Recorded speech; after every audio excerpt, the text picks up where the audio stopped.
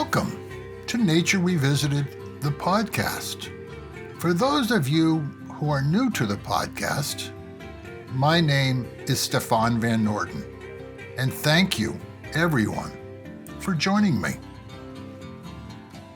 On today's episode, we are featuring Craig Kauffman and Rights of Nature. Craig Kauffman is an associate professor of political science at the University of Oregon. He is also a member of the UN Knowledge Network on Harmony with Nature. In his recent book, The Politics of Rights of Nature, which he co-wrote with Pamela Martin, he goes beyond theory and philosophy to examine the politics behind the creation and implementation of rights of nature, and how those strategies can help build a more sustainable future. Craig joins me today from his home in Oregon to talk about rights of nature. Craig, welcome to Nature Revisited. The subject of our conversation today is one that I have been wanting to feature on the podcast for some time. So thank you for joining me to talk about rights of nature. Thank you for having me. I look forward to talking about the topic. So when did you first become interested in rights of nature? Well, I first found out about the topic kind of through accident almost. I was living in Ecuador because I was a doctoral student at George Washington University, and I was doing field research for my dissertation where I was studying local integrated watershed management reforms. And a lot of my work was in some indigenous communities where they were given the authority to institutionalize traditional indigenous governance mechanisms. Living there and sort of watching these local governance experiments. At the time, Ecuador became the first country to recognize the rights of nature in its constitution. At first, I just thought that was a really interesting story, but uniquely Ecuadorian. So I didn't think too much about it other than this was one of the reasons why I love Ecuador, because they have all these interesting, innovative policies. But then, of course, not too long after, Bolivia passed a national law recognizing rights of Mother Earth, rights of nature, through a very similar process. And so I thought, okay, well, this is an interesting story, but not uniquely Ecuadorian, but it's sort of maybe uniquely Andean. Then I learned about the rights of nature law in New Zealand, and I thought, oh my God, what's going on with that? And by this point, I had just graduated with my PhD and got a job at the University of Oregon. And then I also learned that there were these efforts to adopt rights of nature in the United States through local ballot initiatives. And I said, okay, there's something bigger going on. And I just decided that I wanted to understand it.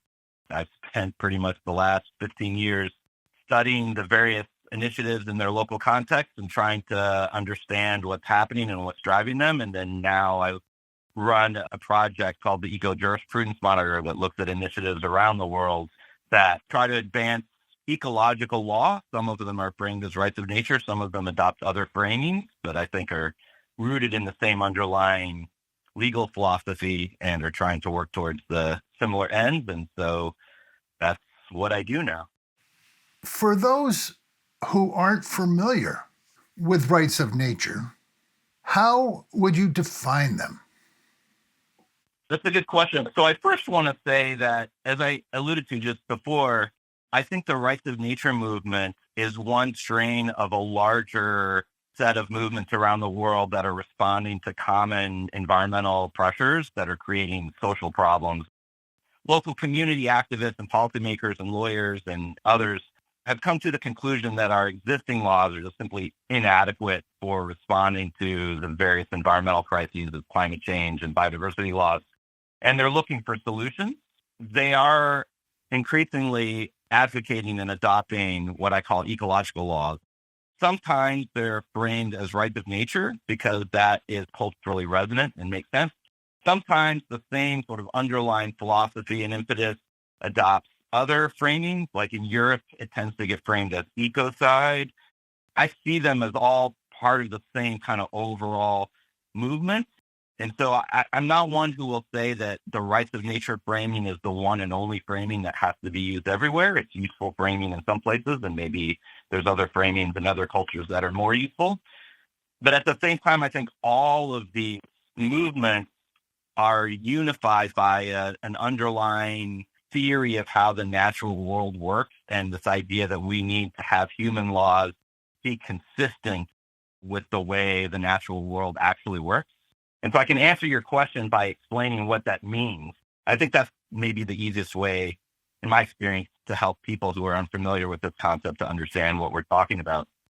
The laws that we have here in the United States and that exist around the world that we might think of as Western law were created at a time when we had this conceptual framework of the world where we thought the natural world was best understood as a set of independent sort of resources. So this leads to this idea of nature as stocks of independent resources that can just be removed and utilized without really affecting the overall health of the natural environment. Advancements in science, ecological science, has now helped us understand that this is, frankly, an incorrect understanding of the natural world. Rather, the natural world is better understood as systems in which all of the parts, including humans, but non-human living things, and also what we would consider non-living things, these are all parts of systems. And the nature of systems is that all of the parts are interconnected and interdependent because they're tied together through reciprocal relationships. And so when you affect one part of a system, that effect ripples throughout the system and affects the other parts of the system. Once you understand that, that leads to an understanding that human well-being is dependent on the functioning of the natural systems, what we think of as ecosystems, that produce the conditions necessary to sustain life. Once you start to see the natural world that way, you start to see that our laws need to be written in a way that recognizes that elements of nature are not independent stocks of resources, but they are crucial components to the functioning of ecosystems we need to sustain life. And therefore, the focus of the laws should be on ensuring that ecosystems and planetary systems can continue generating their natural cycles. Doesn't mean we don't use aspects of nature, and it doesn't mean that we don't touch or intervene in nature. It just means that we should have laws that recognize that human well-being, and therefore human interests, are dependent on the ability of natural systems to continue maintaining their natural cycles. So rights are a term that we use legally to indicate what we value. When you take this underlying logic of understanding the natural world as nested systems in which humans are embedded and therefore dependent on, you recognize that things have value, humans as well as non-human things have value for the role that they play in helping to maintain the overall system. It's very different from the notion of rights in sort of traditional human rights literature or thinking. So human rights is often based on this idea that humans have rights and therefore more value than non-human things that make humans unique and different and therefore more deserving of moral consideration and therefore rights. Over time, science has debunked those things. In my opinion, the advantage of the ecological jurisprudence on which rights of nature is based, you can recognize that humans have value because we also play a role in the maintaining of our systems, right? It just means that though humans are not the only ones deserving of moral consideration, and it's not a hierarchical notion of value. Rather, we recognize that we are interdependent with other elements of the natural world. And so all elements of the natural world have value and are therefore deserving of moral consideration and rights. because of the role that we all play in maintaining the functioning of our natural systems. That is the way in which I think nature has rights and how I would define them. They're not going to be rights that look like human rights because they're not humans. They have other rights. We're talking about humans making human laws and human rules to govern human behaviors. Anything we do in that realm as human, those are human constructs. All laws are human constructs that we create because it's useful for us to improve our behavior. Having said that, there is a difference of opinion in some debates within the community of people who think and work in the area of rights of nature about what is the source of rights of nature. Is the source of rights of nature human law? And are humans the one that grants these rights to nature? A lot of people would find that idea offensive and problematic because it sort of perpetuates this erroneous idea that humans are separate and apart from nature and can sort of control and manipulate nature. And that kind of thinking undermines the goal of the rights of nature legal theory, which is to try to make human laws more consistent with the ways the natural world works. And a key part of that, according to ecological legal theory, is that we have to recognize nature is too complex for us to understand. Therefore, it's foolish and narcissistic, arrogant, and probably self-defeating to try to think that we can manipulate and control nature. That thinking is what has led us to our crises of climate change and biodiversity loss. And so we need to get past that. Part of the way you do that is by not thinking about rights of nature as something that humans are granting to nature, but rather that these rights are inherent. The natural world had these rights because the elements of nature were playing their roles in natural ecosystems before humans evolved, and they will continue after humans are gone. And so this is particularly a debate that you hear when you hear sort of indigenous people talking about rights of nature versus maybe Western lawyers talking about rights of nature. For indigenous peoples, to the extent that they're going to engage in rights of nature, they're very concerned with emphasizing that if we're going to use this concept, it's important to understand that it's rooted in a logic of relationships, it's a relational ontology, and that these rights are inherent. We can recognize them, but we are not the ones granting them. They exist whether we want to recognize them or not. Our well-being as humans are dependent on the well-being of the ecosystems that provide the conditions for life. When did we first start seeing rights of nature appearing in legal systems? Again, a more complicated question than you would think. The idea has been around for a long time, so I'll just start with that. Even in scholarship among what we might think of as Western lawyers in the US and UK and Australia, the Western world, the idea has been around for many decades. Some indigenous communities will say that this idea of inherent rights for the natural world has been around since time immemorial and is part of their customary law dating back millennia. If you think then about when we start to see it being codified in what we today might recognize as sort of a modern Western-style legal document, you see it then in the early 2000s, some indigenous tribes in the United States began codifying their customary law, which for generations and generations had been passed on through oral traditions, but for a variety of reasons, some of them began codifying them in a way that's legible to sort of Western lawyers. In 2002, for example, the Navajo Nation codified their Navajo Nation Code, and it outlines various rights and laws of the nation. And there's a section in there where they say we're codifying here our customary law, and that code includes a provision recognizing that, quote, all creation, from Mother Earth and Father Sky to the animals, those who live in water, Those who fly and plant life have their own laws and have rights and freedoms to exist. So this idea of rights of nature is embedded in the Navajo Nation Code. Then you start to see ballot initiatives in the United States that call for recognizing rights of nature. The first one that I've been able to find there was a local ballot initiative in Pennsylvania. So that was passed in 2006 in Tamaqua Borough, Pennsylvania. And then, of course, in Ecuador, adopted in the Constitution in 2008. So to give you a sense of how it's been growing, so like around 2002, when I talked about the Navajo Nation Code, that was only the third legal provision that I've been able to find that explicitly recognized rights of nature. So then over the next decade, by 2010, it grows from 3 to 53. 4 years, it more than doubles from 53 to 127.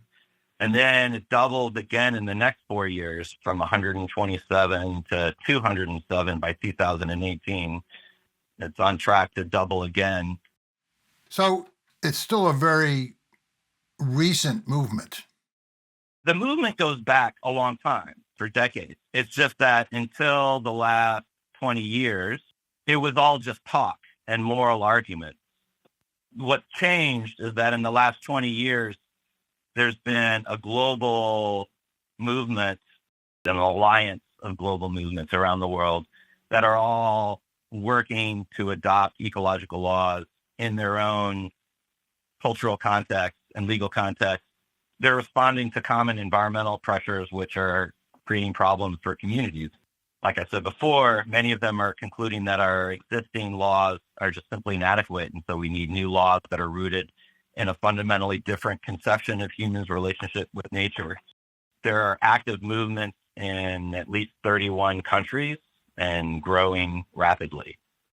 So how much of the rights of nature has its beginnings with indigenous rights, environmental rights that indigenous groups have been advocating for so long?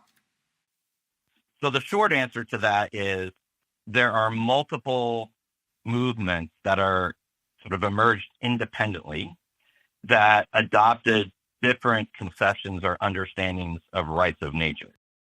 Some of them have existed for a long time within indigenous societies, again, because there are many indigenous societies who claim that in their customary thinking, this idea that non-human entities have inherent rights they just sort of take that for granted. It's always been part of their worldview. It's been part of their customary law. Again, their conception of rights in that sense is very different from the logic of the rights that emerged in the U.S. for the rights of nature movement, which is in U.S. law, there's a long, rich history of what lawyers called legal fiction, which is to say, treating things that are not people as if they were people because it's useful for us to do so. For example, people know that corporations are considered legal persons, even though they're just, in a literal sense, just collections of property. But it's useful for us to treat them as legal people with rights. So in Western law, the issue is that to be recognized by the legal system, you have to be considered a legal subject. You're either a subject where you're legally recognized or you are an object. So for a long time, some human beings were considered objects. For a long time, slaves were considered objects. Women were considered objects. And so there were movements to recognize slaves and then later women as legal persons, as subjects and not objects. Right? And so some lawyers that helped facilitate the rise of rights of nature movement in the United States, and I would put Christopher Stone in this camp here, basically take a view that we're partners and that the next logical step is to recognize natural entities as legal subjects because we're broadening our understanding of the relevant community once you recognize that humans are part of this, what ecological scientists will call the biotic community.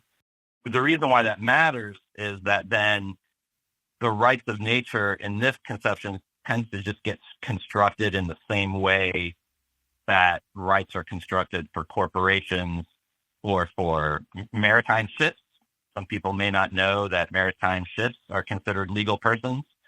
So there's just saying we should also recognize ecosystems like forests or watersheds or lakes or oceans or what have you as legal persons as well. It matters whether you construct rights of nature as sort of in this legal personhood model versus constructing it in the way that indigenous peoples would think of it in terms of inherent rights. For example, in the indigenous conception of inherent rights, there's no assumption that, say, birds or trees or rivers would have the same rights as humans because they're not humans. They're different entities. They have different needs. They play different roles in the system. And so they should have different sort of rights that are unique to them. So you can have different rights, but they can be equal in moral value. In the legal personhood model, you're essentially ascribing kind of human rights to a non-human entity. And so the reason why that matters is if the goal of this whole movement and process is to try to change the legal system to be more consistent with nature, the legal personhood model can be problematic because you're basically anthropomorphizing nature and inserting it into a human legal system and treating it as if it was human. It doesn't change the legal system and therefore doesn't really change our underlying thinking about humans' relationship with nature. Also, it can have negative unintended consequences. As you have mentioned, Ecuador was the first country to recognize rights of nature in their constitution. Why Ecuador? Ecuador was a country that for the previous decade had experienced a lot of political instability with presidents leaving. 3 presidents had been overthrown through popular uprisings. They had 10 presidents, I think, something like that in 10 years. And so there was just a lot of disenchantment with existing political parties. A man named Rafael Correa was a populist who came to power promising essentially to disband and disrupt and tear down the pre-existing political system and build a whole new political system. So he campaigned on a promise to rewrite the Constitution, which was popular, and he won. And they held a referendum to rewrite the Constitution, which passed. And in Ecuador, they have a very different political system than we have in the United States. And in Ecuador, indigenous movements are highly organized, and they tend to be able to mobilize political pressure quite effectively. They're large enough to be a crucial member of any winning coalition. Presidential candidates want to get in their corner. So they were a crucial element of Rafael Correa's early coalition when he was first elected. As a result, they got a number of seats in the Constituent Assembly and had a strong presence in the writing of the new Constitution. So indigenous groups wanted, of course, greater indigenous rights, which included authority over their own ancestral territory and other kinds of indigenous rights. And there was a close alliance between indigenous movements and environmental movements, which were also strong in Ecuador, which had an interest in conservation and protecting ecosystems and things like that. The idea of rights of nature had been bubbling up in conversations among environmental and indigenous groups as a strategy for combating oil and mining extractivism in indigenous territory. Environmental movements had a strong interest in getting rights of nature on the agenda in the Constituent Assembly. They had some allies. Crucially, the president of the Constituent Assembly, a man named Alberto Acosta, who was an economist from one of the main universities in Ecuador, was a strong advocate for the rights of nature, in part because of his work with indigenous movements. These groups had enough presence to get it on the agenda. And Alberto Acosta, the president of the Constituent Assembly, played, I think, a crucial role in making sure that it stayed on the agenda and got into the final language. And I think, frankly, Rafael Correa, he was not particularly a big fan. I think he thought the rights of nature was just talk and wouldn't actually be implemented. So didn't fight to have it or force it to be removed. So in 2014, New Zealand adapted, and you'll have to help me on how I pronounce this. Yeah, Te Urewera. How was that act different from other laws, and how different is New Zealand in its approach to rights of nature? Yeah, it's very, very different, and it has a very different origin story. This law and other laws in New Zealand that recognize rights of nature emerged from the treaty settlement process. So, some crucial background for understanding that when New Zealand was colonized, there was at one point the Treaty of Waitangi, ostensibly set out sovereignty for the Crown government, the British Crown, and what sovereignty would be for the Maori tribes that existed there. Over the years, of course, the British Crown violated the Treaty of Waitangi and encroached and just essentially seized and colonized all of New Zealand territory. For 150 years, various Maori, iwi is the term for roughly translated tribes, lodged complaints of treaty violations. In the 1990s, there was what's known as the Maori Renaissance, which is essentially the civil rights movement for New Zealand. Coming out of that, the New Zealand government decided to set up sort of a whole permanent governance structure for settling outstanding Treaty of Waitangi violations. And for decades, courts have heard these settlement claims, and then the government has tried to negotiate treaty settlements to resolve these outstanding claims of treaty violations. And so when the Tuhoi iwi, they never signed the Treaty of Waitangi 150 years ago.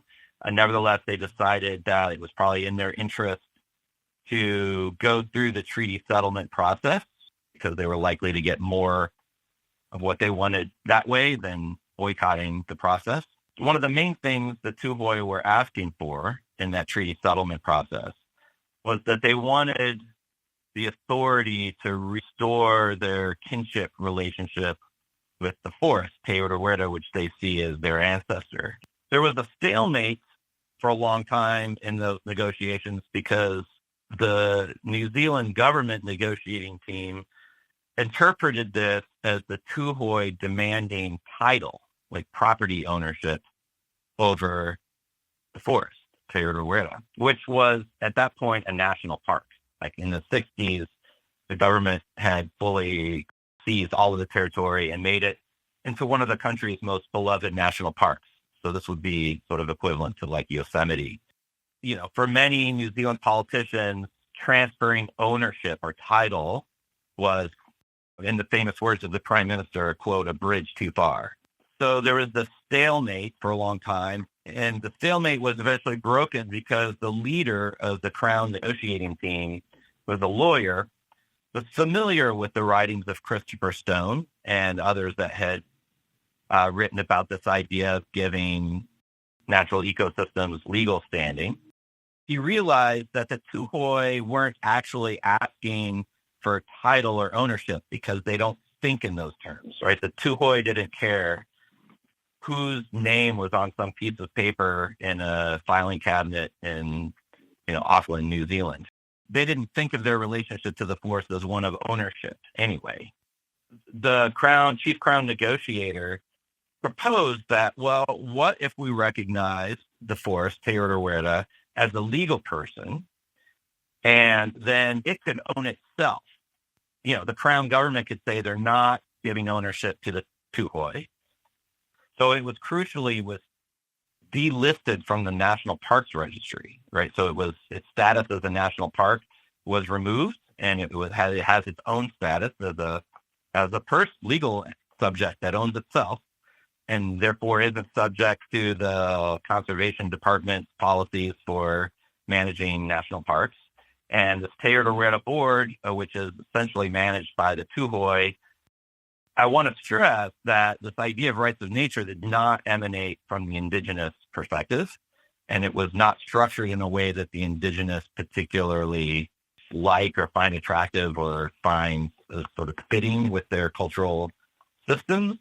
Nonetheless, the way they put it is it was useful for them because it essentially blocked the pre-existing legal systems that had prohibited them from storing their traditional relationship to the land, and empowers or authorizes the Maori to restore their cultural practices. What are some of the other more notable cases from around the globe that reflect this changing attitude towards rights of nature? Yeah, there are several. So, I mean, one of the more interesting cases is in Spain, the Mar Menor, the Menor Sea. And this is notable in part because, this is a Western European country emerged from a broad social movement that essentially demanded that the law be passed, and so creating the political base for politicians to do it. And it's been upheld by courts. An enforcement mechanism is being created. Another example that I think is notable that doesn't receive very much attention in the press is Panama also passed the rights of nature law in 2022. And you're now starting to see some things emanate from that. Courts have ordered the closing of mining projects because they violate the rights of nature law. And so that's notable because traditionally we think that these kinds of decisions are driven by economic need. And so if you have an industry that's wealthy enough, they will always win. We're increasingly see around the world that that's not always true. Countries like Panama, El Salvador, Ecuador, and elsewhere, where economically they need money, but at the same time, they're increasingly recognizing that if their goal is to improve human well-being, that intact ecosystems and natural resources are more valuable to them in terms of improving human well-being than destroying them for some dollars that will be gone in a relatively short amount of time. You're starting to see these countries prohibit blatant extractivism that's going to destroy valuable ecosystems, even though they could get money in the short term. You're starting to get agreement among social movements and politicians that these resources are more valuable intact than they are extracted. How does the U.S. compare to other countries when it comes to passing rights of nature laws? One way that the U.S. is different from some of the other cases we've mentioned so far, we've been talking about cases where you have national level rights of nature laws, New Zealand, Ecuador, Panama. In the U.S., we don't have a national level rights of nature law. Probably the reason is obvious to our listeners, right, who are familiar with U.S. politics. Politics in the Congress are so dysfunctional that it's virtually impossible to get any kind of law passed. Certainly something as maybe controversial and new and poorly understood as rights of nature is just not going to happen. So the U.S. is different because you have these local movements that are organizing ballot initiatives, and they tend to be popular and they tend to pass. And they're, it's a broad and in some ways strong movement because you're seeing these ballot initiatives happening all across the country. And so in that sense, it's strong, but it's in another way, it's weak in the United States because these initiatives have yet to be held up by courts when they're challenged by courts. So one of the consequences of choosing to implement rights of nature through local ballot initiatives is that local laws can be preempted by state laws. So what you're seeing now is extractive industries, whether it's timber or oil or natural gas, fracking companies, are preemptively going to state legislatures and trying to get them to pass laws that ban these rights of nature ordinances, so that even if advocates are able to get a ballot initiative passed and adopted, they can be sued in court and are typically sued in court, and courts are siding with the extractivist industries to be frank, in our country, communities don't have rights. So our system privileges corporate property rights over pretty much everything else. So if you measure it in terms of the ability to get these laws recognized by courts, it's very weak here in the United States. However, if you measure it in terms of social movements growing and raising awareness of this idea and mobilizing people to take action, it is growing. But for the rights of nature movement to succeed in the United States because of our federal system, they would have to pressure state legislatures to pass laws that remove this preemption and that recognize rights of nature, ideally in the state constitution. And there are efforts to do that, but as you can imagine, the battle is steep and uphill. So, as we know, laws not only protect, but they often help to shape the public's perception of an idea. How important is the concept of rights of nature when it comes to a public discussion and change in our cultural perception of nature?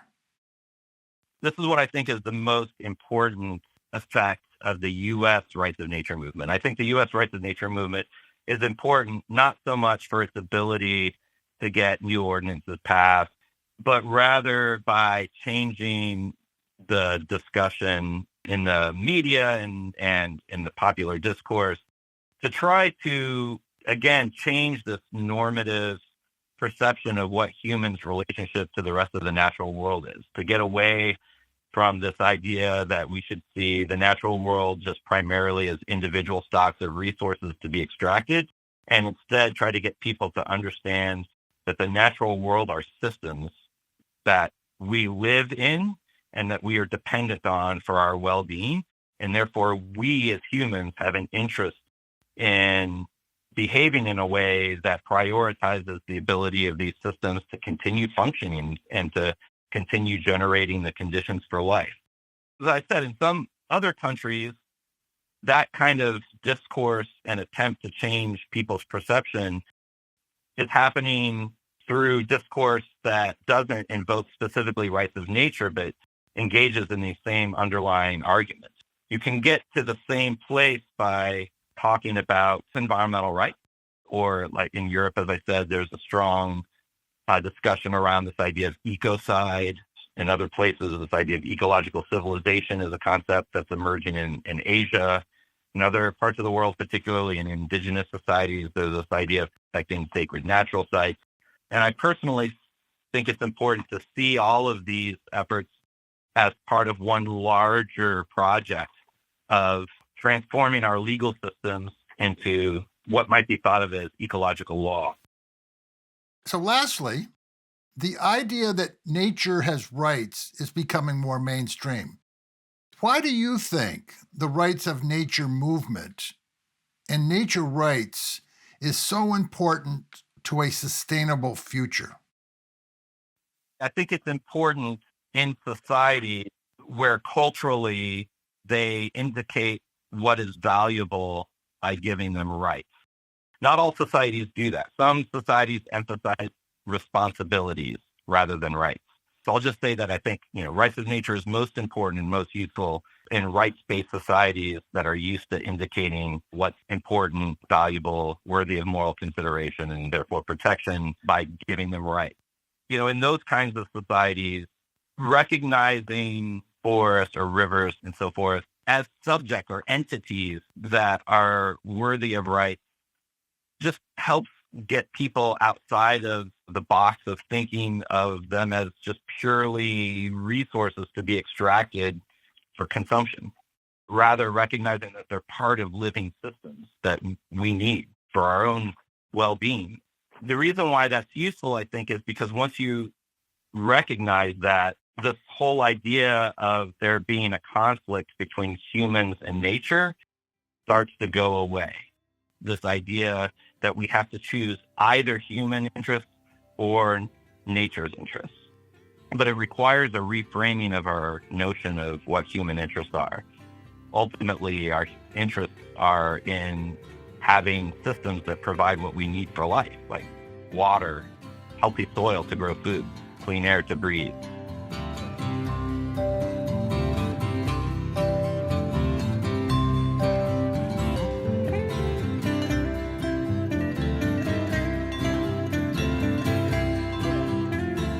I hope you enjoyed this episode with Craig Kauffman.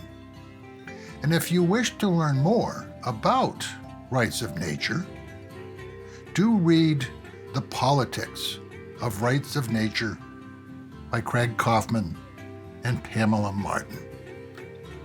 If you enjoyed this episode, please share with friends, family, and colleagues. You can follow Nature Revisited on Facebook, Instagram, YouTube, or our website, nordenproductions.com. I would also like to invite you to share your comments and ideas, and even suggestions for future guests for Nature Revisited on the comment section of this episode on our website. The music for Nature Revisited is Tim Buckley, Buzz and Fly. Nature Revisited is produced by Stefan Van Norden and Charles Gagan, and I hope you will join me for the next edition of Nature Revisited. And in the meantime, do remember, we are nature.